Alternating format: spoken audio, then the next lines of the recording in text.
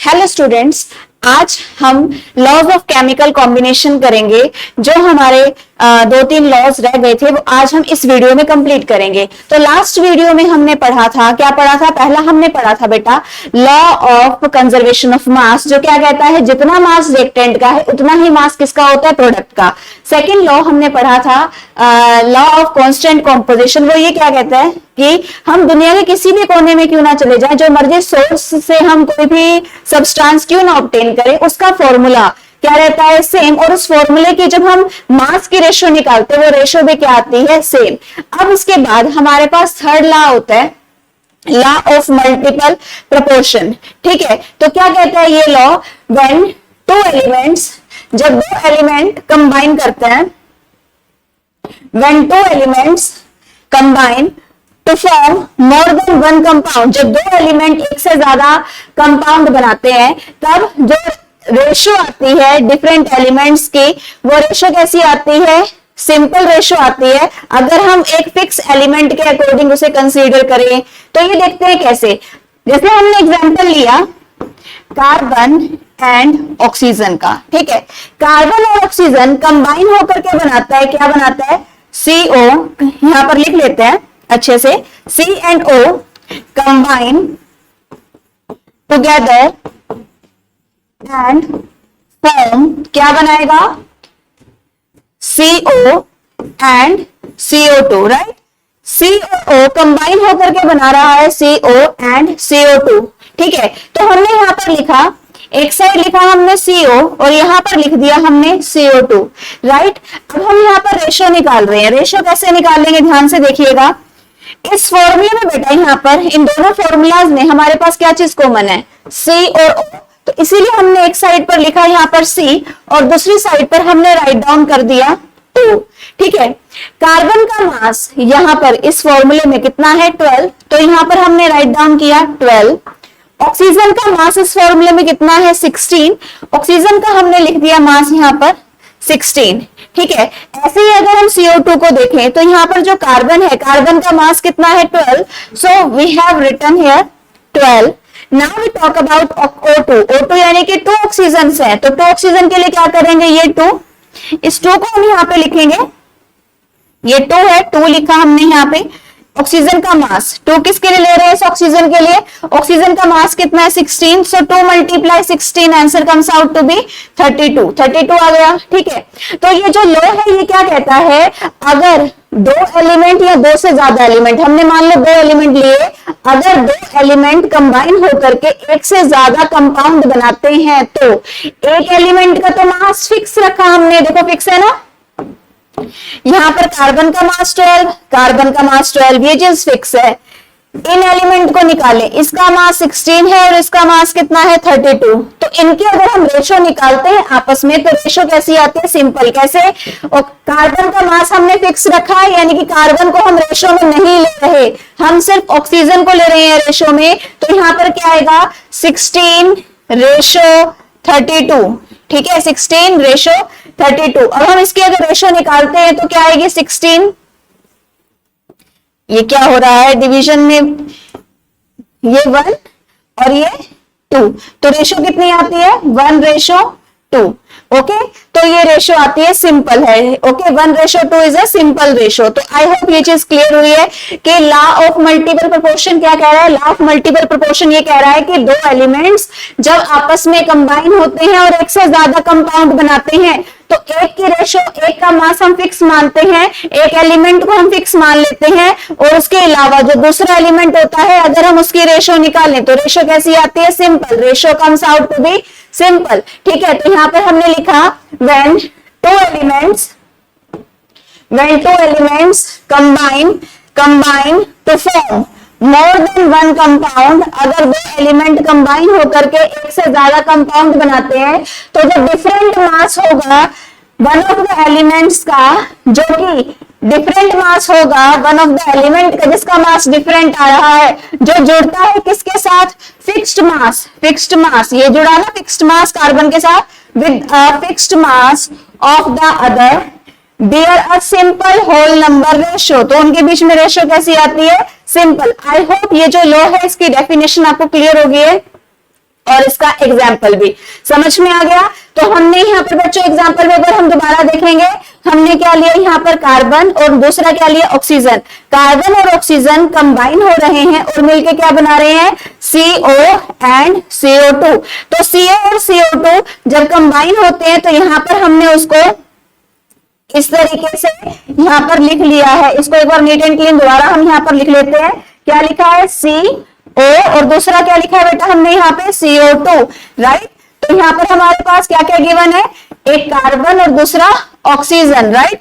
Carbon का मास कितना था यहाँ पे 12, इस कार्बन का भी मास 12, ऑक्सीजन का मास 16, इस ऑक्सीजन का मास अभी हमने कितना निकाला था 32। 16 और 32 की जो हमने रेशो निकाली थी, तो रेशो कैसी आती है 1:2, जो कि क्या होती है simple, which is a simple ratio. I hope ये जो लॉ है ये आपको क्लियर हो गया है। इसके बाद नेक्स्ट लेते हैं हम, second is Gay Lussac's law of combining volumes. ठीक है, गेर-लुसेक्स लॉ क्या कहता है, ये तो बहुत इजी है। ठीक है, लॉ क्या कि देखो जब भी हम कोई रिएक्शन करते हैं, आपने ना 10th में भी रिएक्शन पढ़ी होगी, याद है, एक होती है रिएक्शन H2 प्लस Cl2, दोनों कंबाइन होके क्या बनाते हैं 2HCl। ठीक है, यहां पर हमने गैसियस स्टेट लिख दी, यहां पर हमने गैसियस स्टेट लिख दी, यहां पर हमने गैसियस स्टेट लिख दी। ठीक है, तो ये लॉ क्या कहता है कि ना जब हम कोई रिएक्शन कराते हैं तो रिएक्टेंट की टेम्परेचर प्रेशर की जो कंडीशन है वही टेम्परेचर और प्रेशर की कंडीशन प्रोडक्ट के लिए होनी चाहिए। अगर ऐसा है तो हम रिएक्टेंट और प्रोडक्ट के अगर हम रेशो निकालते हैं, उसकी वॉल्यूम की जो रेशो निकालते हैं वो रेशो कैसी आती है सिंपल। कैसी रेशो आती है सिंपल, कैसे H2, आगे कुछ नहीं लिखा तो हम क्या मानेंगे इसको 1 वॉल्यूम। क्या मानेंगे बेटा 1 वॉल्यूम। Cl2, आगे कुछ नहीं लिखा तो हम इसको कितना मानेंगे 1 वॉल्यूम, राइट। HCl के आगे 2 लिखा है तो ये कितना आ जाएगा 2 वॉल्यूम, राइट। अब हम इनमें आपस में रेशो निकालें तो रेशो कैसी आएगी, रिएक्टेंट और प्रोडक्ट की अगर हम आपस में रेशो निकालें तो रेशो कैसी आएगी, इसकी रेशो निकालो बेटा। कैसे लिखेंगे हम इसको, लिखेंगे 1 रेशो H2 की 1, Cl2 की 1, तो लिखा हमने 1, HCl क्या आएगी 2, तो 1:2। तो ये बेटा जो रेशो है ये रेशो कैसी है सिंपल। तो ये क्या बताता है गेर-लुसेक्स लॉ। तो अब हम इसकी डेफिनेशन देखते हैं इस लॉ के स्टेटमेंट की। एक्चुअली इस लॉ ने क्या बोला था, इसने बोला था under same conditions of temperature and pressure. अगर हम सेम कंडीशन रखते हैं टेम्परेचर और प्रेशर, किसके लिए, रिएक्टेंट के लिए और प्रोडक्ट के लिए, तब जब गैसेस कंबाइन होंगी तो उनके बीच में रेशो कैसी आती है, सिंपल रेशो आती है। किस किस की सिंपल रेशो, रिएक्टेंट और प्रोडक्ट की। और रेशो किस फॉर्म में लिखी, वॉल्यूम के लिए, तो तभी लिखो, क्या लिखो, there is a simple whole number ratio. किसके बीच में, बिटवीन वॉल्यूम्स की बात हो रही है, of the reacting gases and the product, reactant और प्रोडक्ट के लिए। ठीक है, तो आई होप ये एग्जाम्पल क्लियर हो गया होगा। एक एग्जाम्पल यहाँ पे बेटा हम और ले लेते हैं। मान लो हमारे पास दिया, फर्स्ट एग्जाम्पल था ये, सेकेंड एग्जाम्पल लिया हमने N2 प्लस 3H2। ठीक है, N2 प्लस 3H2 इसने कंबाइन होकर के बनाया 2NH3। तो इसकी अगर हम रेशो निकालते तो रेशो कैसे निकलेगी, N2 के आगे कुछ नहीं लिखा तो हम यहाँ पे क्या लिखेंगे 1 वॉल्यूम। क्या लिखेंगे 1 वॉल्यूम। ठीक है, H2 के आगे क्या लिखा है 3, तो हम यहाँ पे बेटा क्या लिखेंगे 3 वॉल्यूम, राइट। NH3 के आगे क्या लिखा है 2, तो यहाँ पर हम बेटा क्या लिखेंगे 2 वॉल्यूम। अब हम यहाँ पर रिएक्टेंट और प्रोडक्ट के बीच में हम जब रेशो निकालेंगे तो रेशो कैसी आएगी, रेशो विल बी सिंपल। तो यहाँ पर N2 के आगे 1 है तो यहाँ लिखेंगे 1। इसके बाद N2 के बाद बेटा क्या आ रहा है H2, तो 1 रेशो, हाइड्रोजन कितनी है 3 है तो यहाँ पे लिखा हमने 3। इससे इधर गए तो फिर से हमने लगाई रेशो, NH3 के आगे क्या लिखा है 2, यानी कि जो हमने नीचे लिखा है 2, तो क्या आएगा 2। तो रेशो क्या है 1:3:2। तो ये रेशो कैसी है, सिंपल रेशो है। So this one is the Gay Lussac's law.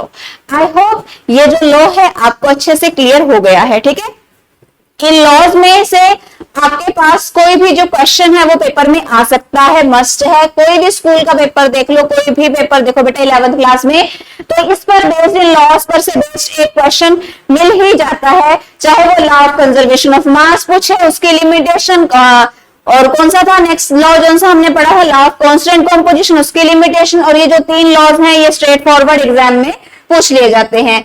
इसके बाद नेक्स्ट आता है हमारे पास एवोगाड्रोस लॉ। ठीक है, एवोगाड्रोस लॉ क्या कहता है, under similar conditions of temperature and pressure equal volume of all the gases contain equal number of molecules. ठीक है, कैसे वो देखते हैं, जैसे हमारे पास दिया H2 प्लस Cl2, दोनों कंबाइन होकर के बना रहे हैं, क्या बना रहे हैं दोनों कंबाइन होकर, 2HCl।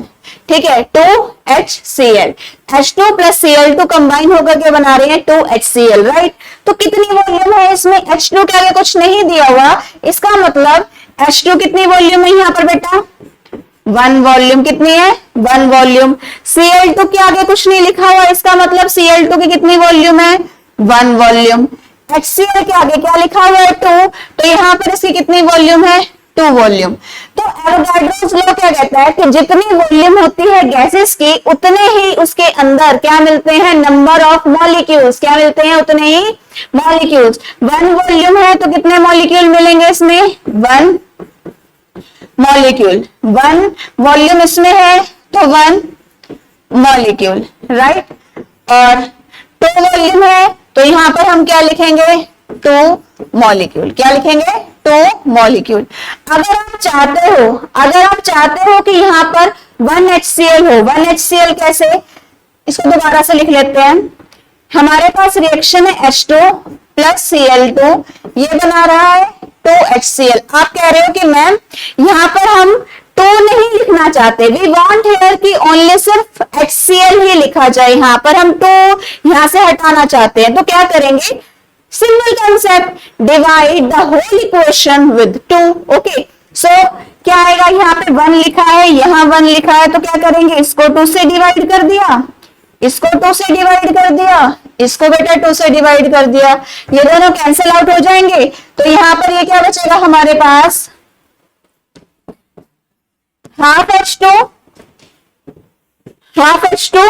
ठीक है, कहां गया, half H2 plus half Cl2, ठीक है, कंबाइन होके क्या बना दिया, 1 मॉलिक्यूल्स ऑफ HCl।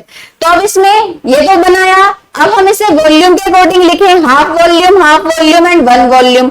लेकिन हमें तो एवोगाड्रोस के अकॉर्डिंग लिखना, मॉलिक्यूल्स में लिखना चाहते हैं। तो यहां पर हम क्या लिखेंगे, we will write here 1/2 molecule, right. यहां पर हाफ Cl2 को क्या लिखेंगे, 1/2 मॉलिक्यूल, राइट। 1HCl को क्या लिखेंगे, 1 मॉलिक्यूल, राइट। आई होप ये चीज आपको क्लियर हो गई है। ओके, तो एवोगाड्रोस लॉ क्या कहता है, एवोगाड्रोस लॉ कहता है under similar condition of temperature and pressure. Under similar, you know ना, रिएक्टेंट और प्रोडक्ट की जो कंडीशंस हम रिएक्टेंट को दे रहे हैं वही सेम कंडीशंस हम किसको दे रहे हैं, प्रोडक्ट को। Under similar conditions of temperature and pressure equal volume किसकी, गैसेस की। इक्वल वॉल्यूम ऑफ गैसेस में क्या होते हैं, इक्वल नंबर ऑफ मॉलिक्यूल्स भी इक्वल मिलेंगे। कैसे, जैसे यहाँ पर H2 1 है, 1 वॉल्यूम है, इसमें भी 1 वॉल्यूम है, दोनों की वॉल्यूम देखो बराबर है, तो दोनों में मॉलिक्यूल्स भी बराबर मिलेंगे। मतलब जितनी वॉल्यूम होती है उतने ही उसके अंदर क्या मिलते हैं, मॉलिक्यूल्स। और अगर किसी चीज की वॉल्यूम बराबर होती है तो डेफिनेटली मॉलिक्यूल्स भी क्या होंगे, उसमें इक्वल होंगे। तो आई होप ये जो है लो आपको क्लियर हो गया। तो अभी तक जो हमने चीजें पढ़ी हैं, फर्स्ट हमने बेटा पढ़ा, यहां पर हमने law of conservation of mass. क्या कहता है ये कि जितना मास हमारे पास रिएक्टेंट का होगा उतना ही मास किसका मिलेगा, प्रोडक्ट का।